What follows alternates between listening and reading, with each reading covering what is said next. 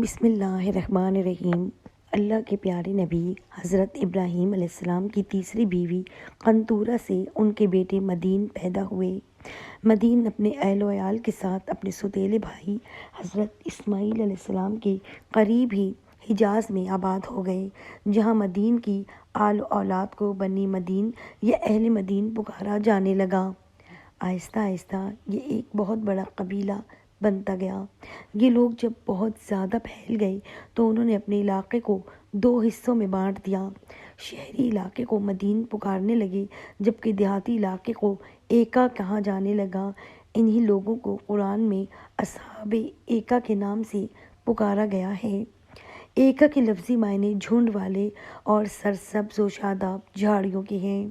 یہاں میوہ، پھلوں اور خوشبودار پھولوں کے اس قدر درخت تھے کہ اگر کوئی دور سے اس بستی کو دیکھتا تو یہ معلوم ہوتا کہ جیسے یہ کوئی بستی نہیں بلکہ ایک خوبصورت سبز و شاداب درختوں کا جھنڈ ہے۔ اسی وجہ سے قرآن پاک میں اللہ تعالیٰ نے ان کے لیے ایکا کا لفظ استعمال کیا، جبکہ امام ابن کثیر نے لکھا ہے کہ یہاں ایکا نامی ایک درخت تھا جس کی اہل مدین پوجا کرنے لگ گئے تھے، جس کی وجہ سے ان کو اصحاب ایکا کہا گیا ہے۔ بہرحال مقبول روایات یہی ہے کہ اہل مدین اور اصحاب ایکا ایک ہی قبیلہ تھا، جو باپ کی نسبت کی وجہ سے مدین کہلایا اور زمینی اور جغرافیائی حیثیت سے اصحاب ایکا کے لقب سے مشہور ہوا۔ عرب کی مشہور شاہراہ جو کہ حجاز کے قافلوں کو شام، فلسطین، یمن اور مصر تک لے جاتی ہے اور بحر قلزم کے مشرقی کنارے سے گزرتی تھی، قرآن میں اس کو امام مبین، کھلی اور صاف شاہراہ کہا گیا ہے۔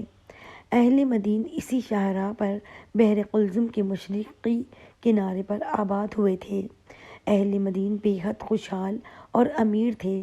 دور دراز سے قافلے ان کی بستی میں آتے اور یہاں سے پھل، سبزیاں اور اناج لے جاتے، اور تو اور لوگ اس بستی کی خوبصورتی کو دیکھنے کے لیے بھی مدین تشریف لاتے۔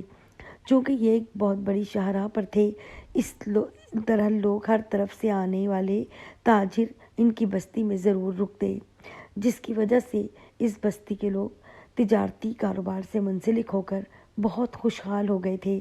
اہل مدین یا اصحاب ایکا نے بھی قوم عاد، سمود اور قوم لوط کی طرح بتوں کی پوجا شروع کر دی تھی، بلکہ یہ لوگ تو اس لیے بھی مشہور ہوئے کہ ان لوگوں نے سب سے پہلے درخت کی پوجا شروع کی تھی۔ اس سے پہلے صرف بتوں کی پوجا کی جاتی تھی، لیکن ان لوگوں نے ایک نئی عبادت شروع کی جس میں ایکا نامی درخت کے آگے ہر 3 مہینے بعد ایک خوبصورت دوشیزہ کو ذبح کیا جاتا اور اس کے سارے اعضاء کو الگ الگ کر کے دفن کیا جاتا۔ ان لوگوں کا ماننا تھا کہ اگر ایکا درخت کو دوشیزہ کی قربانی نہ دی گئی تو ہمارے کاروبار ختم ہو جائیں گے۔ اس کے علاوہ یہ لوگ ناپ تول میں بھی کمی کرتے تھے، اس کے لیے بھی انہوں نے خاص انتظام کر رکھا تھا۔ یہ لوگ اپنی بہنوں بیویوں کو اپنے کاروباری مراکز پر عریاں لباس پہنا کر بٹھا دیتے، اور جب کوئی تاجر آتا تو وہ شہوت کے ہاتھوں مجبور ہو کر ان لڑکیوں سے مصروف ہو جاتا، جس سے وہ ناپ تول میں خوب کمی کرتے، اور اکثر تو وہ چیزیں ہی بدل ڈالتے تھے۔ پھر اللہ پاک نے ان کی طرف حضرت شعیب علیہ السلام کو مبعوث فرمایا۔ حضرت شعیب علیہ السلام کا تعلق بھی اہل مدین سے ہی تھا۔ ان کا شجرہ نسب کچھ یوں بیان ہوا ہے: حضرت شعیب بن سیفون بن ایفا بن ثابت بن مدین بن حضرت یعقوب علیہ السلام۔ قرآن کریم میں 11 جگہ پر حضرت شعیب کا ذکر ہوا ہے۔ نبوت سے پہلے بھی حضرت شعیب اپنی قوم میں اپنی ایمانداری اور نیک نیتی پر مشہور تھے، اور نبوت ملتے ہی آپ علیہ السلام اپنی قوم کو تبلیغ شروع کر دی۔ حضرت شعیب کو نبی پاک حضرت محمد صلی اللہ علیہ وسلم نے خطیب الانبیاء کا لقب دیا، جس کی وجہ سے یہ تھی کہ جب حضرت شعیب تبلیغ کرتے تو لوگوں پر جیسے جادو ہو جاتا، لوگ کام کاج چھوڑ کر ان کی باتیں سنتے۔ لیکن اس کے باوجود بھی چند غریب لوگوں کے کوئی بھی آپ پر ایمان نہ لایا، بلکہ آپ کو جادوگر ہی کہنے لگے۔ قرآن پاک میں ارشاد باری تعالیٰ ہے: اور مدین کی طرف ان کے ہم قوم شعیب کو بھیجا۔ انہوں نے کہا کہ اے میری قوم، اللہ پاک کی عبادت کرو، اللہ کے سوا تمہارا کوئی معبود نہیں، اور ناپ اور تول میں کمی نہ کرو۔ بے شک میں تمہیں خوشحال دیکھ رہا ہوں، بے شک مجھے تم پر گھیر لینے والے عذاب کا ڈر ہے۔ لیکن قوم نے جواب دیا کہ اے شعیب، کیا تمہاری نماز تمہیں حکم دیتی ہے کہ ہم اپنے باپ داداؤں کے خداؤں کو چھوڑ دیں یا اپنے مال میں اپنی مرضی کے مطابق عمل نہ کریں؟ واہ بھائی، تم تو بڑے عقل مند نیک چلن ہو۔ جب کسی بھی طرح سے قوم اپنے گناہوں سے باز نہ آئی تو حضرت شعیب نے اپنی قوم کو پرانی قوموں پر آنے والے عذابوں سے اس طرح ڈرایا، اور اے میری قوم، میری مخالفت تم سے یہ نہ کروا دے کہ تم پر بھی اسی طرح کا عذاب آ پہنچے جو نوح کی قوم، ہود کی قوم یا صالح کی قوم پر آیا تھا، اور لوط کی قوم تو تم سے کوئی دور بھی نہیں۔ پوری قوم حضرت شعیب کے خلاف ہو گئی اور حضرت شعیب علیہ السلام کو دھمکی دی کہ یا تو تم ہمارے دین میں شامل ہو جاؤ ورنہ ہماری بستی سے نکل جاؤ۔ حضرت شعیب علیہ السلام سے کہنے لگے کہ اگر تیرا اتنا بڑا قبیلہ نہ ہوتا تو ہم دیکھتے تو کس طرح ہمیں ہمارے دین سے ہٹاتا ہے، ہم تجھے سنسار کر دیتے۔